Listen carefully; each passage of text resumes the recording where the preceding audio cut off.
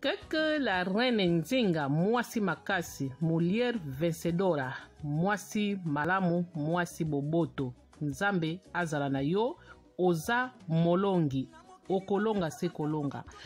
Boa tarde, guten tag, bonjour, bon la reine aye. La reine soka aye seke likambu ezali, la reine ayaka pamba te. Soki bomei lelo la reine aye seke ekwe ya deja kala likambo la reine alinko loba azali kaka toujours kopesa conseil poete ezo kwe ya kaka pe ekobano kwe ya kaka po ba mitea mabe nano basili te. Bozo mona photo oyo la reine atieli bino eza photo mo ya mwana bata mukie, mwana mukie inosa bato azolela. Sikoyo lisolo la reine alinga pesa izo concerne photo oyo bozo mona sikoyo to banda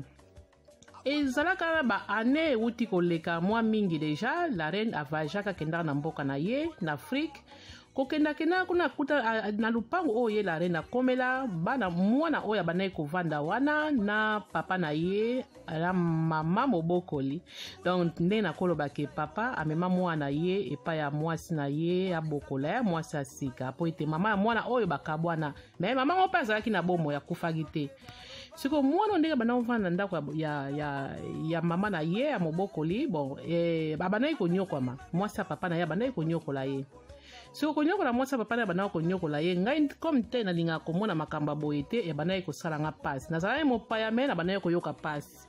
okotuna mwana ngo lie o olie te ngai pe moyena pesa mwana batu biloko ezalaki te po mukili oyo ekoma na makamba ebele oyo pesa mwana batu eloko alia mwana ekomi libumu passe bapesa yenga kuna toujours soki mwana lobi alie te na bana ekobetela mama na porte na bike mwana aza na nzala alie te mwana o te aliaki deja taka biso ba mama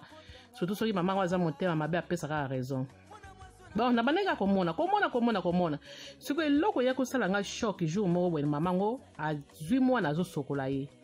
tanga sisi kosokola mwana atelemiseka wana azwi sai na ye ezalaki wana abandi kolia na libanda tanga bandi na lupango bon tanga bandi kolia nga alobi oh mama mwana zolela ma sœur mais pangusa ye nanu olatisi ye pie obi opesi nga na latisa ye comme ça yo o continue kolia ote ma sœur tika mwana mabe mwana moko teti ayokaka te boye so kotala ke mwana wana zo baza teti asa mwana moko moke na age ya 6 ans mais ye moko azalaki na bana moko so ya mike na maboko mibale na mosusu azalaki na libumu mibale bazalaki na bana na kati ya libumu. So na tanya no bana yiko na bazolia mibale na ban azatu na zemi yemo pazolia me mwana kaka yeka mwana mabe ngabi te masea boy pete na omona makambo zo sala na zo sepe na ngote après azwaka mopaya ngo pa ye bazolia ngalobi so mopaya wana pe koloba te azomona pe ser na ye makambo zo sala pe na mwana oya kolobelo moko te na tala kaka so comme te douleur za makasi na vansa mobali na sola na mobali na ye pe atanga yoka asola pe na mwasi na ye so bakomaki mwasi akangela mobali kanda me keleke mikolo bakomena bango sola ngalo binde bazo sola seke basololi yebisi mwasi na ye apese ba remarque mwasi a changer ya koleka so mikolo msuna mwana ngo azoganga na ndako na bimi mbangu na yebisi mama na ngabi na yoka mwana moko azoganga na mwana wana azoganga bikena ngota na keno na sala porte zo fonga te na kena beni rido na moni mwana ngo azoganga mama yako longolanga bakangi nga porte mama apo na kobeya nga mama ngana yebisi kina ufunga porte ndenge nini pe fente za bantivol moi pe na benda ngo ezate sikoyo na en tout cas Nzambe azoyoka nga na bondelaka na yebisi mwana ngo zana bondela pona yo na bondi daga na salaka prière c'est mon coach na nga na continuer à rovana na zoyoka mwana zogama na yoka douleur mama ngo tango ayaka na mwana boye ayaka na pasteur abondeli tanga bani ko bondela keke mikona lalibo na yoka kana tongo wana mwana ngo ye mwana mabe pasteur alobi azwa ndoki mwana yoko kende oko izala te papa na yo swa mema yo ke zongi sayo na zoyo wangabi yango bato basila soni baza ndenge nini bato Nzamba sala ba est-ce baza pe bato Nzamba sala na ndimite tina yipsa mama ngabi mama tala magambo ezoleka boy mama lobi na sala nini mwana ngai ndenga yo moko zomona ngabi eza passe mais ngana zo vager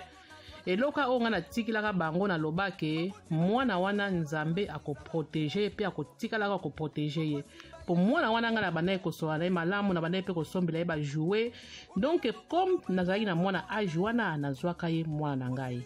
na liloba oyo natikilaka ye nzambe akosunga yo okozala bien okokola pe malamu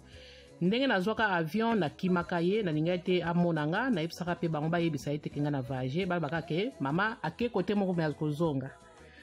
Donc yango eza conseil la reine Nzinga memeli biso fai naloba ebele po lisolo yango eza pena telema molai na kobeta yango te po soto bito beta yango nyonso ekopesa pe passe na bato bazolanda bakolanda pe lisolo malamu te. Yango na eza ka conseil la reine Nzinga azopesa soki omoni mobala memeli yo mwana soki olingi na yo te loba na ye verite ke na boyi